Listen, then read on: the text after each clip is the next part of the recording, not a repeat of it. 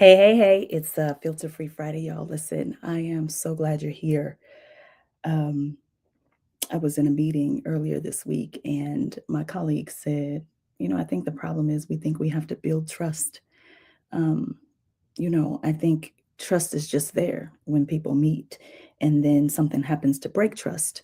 And I think our problem is that we are focused on building trust instead of focusing on not breaking trust. And I understood what she was saying, but I also had to just say, hey, hold on just a second. There have been times when I have been in a room and somebody just rubs me the wrong way or I rub them the wrong way. There's nothing that has been done necessarily to break trust. And I believe that our experiences help to craft kind of who we are and how we show up in the world. And when I was working in engineering, I was good at science and math. I liked the work. I got great outcomes. Cost, quality, and service were the targets. And I am not an engineer by personality type, right? I like to hang out in the nuance. I don't think that we solve for most cases. I think we should solve for edge cases, and then most cases are taken care of. I am often, my number one value is humor.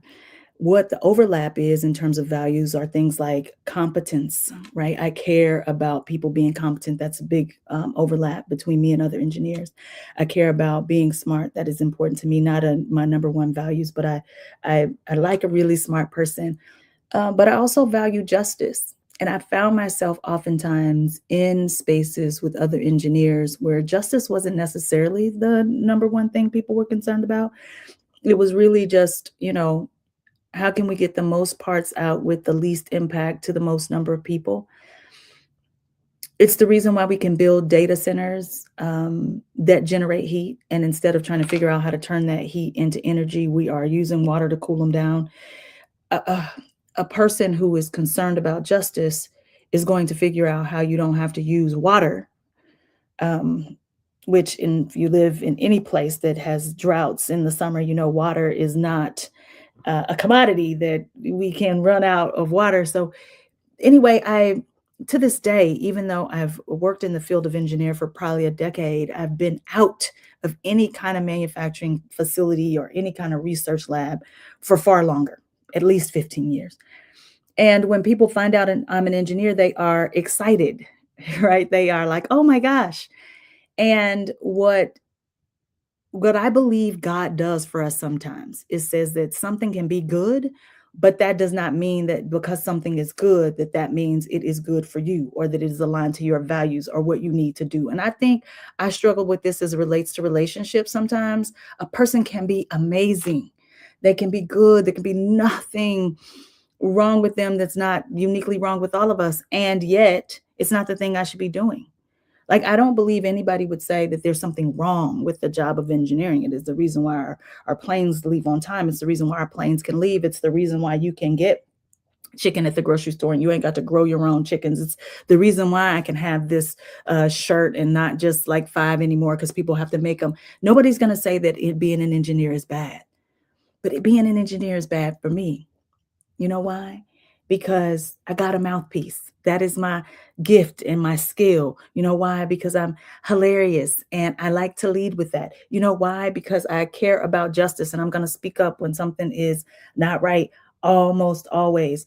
And I struggle sometimes, if I'm being honest, because when somebody messes with your reality and tries to tell you that you are something you aren't, it can be disorienting. And so, in those instances when I'm twisting and bending and turning and trying to show up with the personality of people who are more engineering like, and somebody gets surprised when I tell them I'm an engineer, that's kind of messing with your reality because there were times when I would have my badge hanging on my pants when I would go to the grocery store after I'd leave work and I would just say, people be like, "Oh, you work at this large company." And I'd say, yeah, and I would just tell people I wrote the cards when they asked me what I did there, because I didn't wanna have the conversation about, "Oh, you're an engineer? What does an engineer do at Hallmark?" or whatever. I didn't wanna have that conversation, but at the core of it is, you know who you are. You know who you are. You know how you show up in the world, and because somebody values family or values loyalty or values black and white, it doesn't mean they're wrong. but it means that there's probably a challenge when you maybe your family situation is complicated. And maybe you value connections outside of that. Or maybe, yeah, you value loyalty, but you value justice and niceness and kindness more. And so if are you loyal if somebody is not kind, if somebody is mean, if somebody is harmful to other people, doesn't think that other people deserve rights, like, does it mean that they're wrong? And I think one of the things that I'm really trying to work on right now is hatefulness is winning because hatefulness can figure out how to come together around things that they disagree with, right? But those of us who are trying to build something more beautiful in the world, I find myself becoming a person who creates a really narrow bridge where there's not room for people to get on if they are if they are mean and hateful, right? Like that's kind of like part of it. Welcome. But the what I in essence am trying to say is today I'm going to make a real big decision.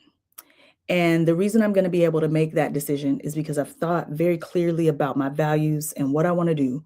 And it is guiding me to make the decision that I think is right. Although many people might look at it and say, that ain't, I don't know why she doing that. But what I'm going to leave you with here today is that empathy cannot sit on a bed of hypocrisy. If you say you want something for yourself, you got to give that to other people.